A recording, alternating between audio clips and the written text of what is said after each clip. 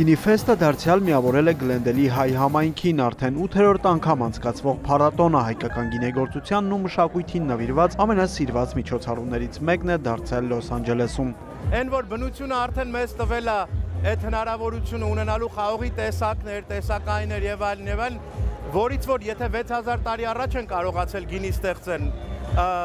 այսօր ընդամենը մնում է այդ ամեն ինչը վերակենդանացնել եւ գինու տեսակը, որակը, մրցունակությունը իսկապես անհայմատելի է։ Ամանամյա փառատոնին իրենց լավագույն գինիներն ու գինեգործական նորարար մոտեցումներն են ներկայացրել ոչ միայն հայ արտադրողները։ Ամերիկյան լուրջ խանութներում վաճառվում են հայկական գինին եւ դրա սկիզբը դրվել է այս Գինիֆեստ փառատոնի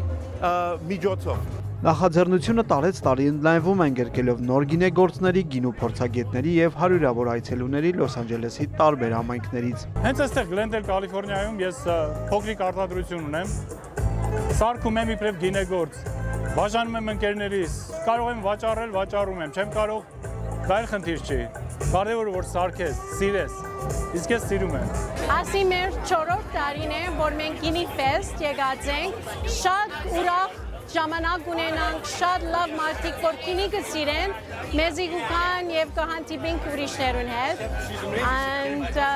we love wine, ինչսեմ, եւ ամեն հայերը միշտ գինիքը սիրեն։ Հայկական եւ արտասահմանյան գինիների համտես, վարպետության դասեր, ազգային երգերաժշտություն ու տոնական մթնոլորտ։ Փառատոնը միավորող կամուրջ է Հայաստանի եւ Սփյուռքի միջև։ Հայկական ժողովրդական երկու բարի համույթներն իրենց կատարումներով գեղեցկացրել են փառատոնը, փոխանցելով հայրենիքի ջերմությունն ու ազգային ոգին։ Իմ գործունեությունը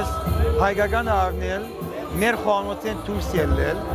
եւ ներկայացնել Լոս Անջելեսի 11 միլիոնին։ Փառատոնին մասնակցում են նաև հայկական ապրանքներ եւ ծառայություններ արտադրող կազմակերպություններ, որոնք իրենց տաղավարներում ցուցադրում են սնունդ, ձեռագործ իրեր, գրքեր, ներկայացնում մշակութային տարբեր նախագծեր։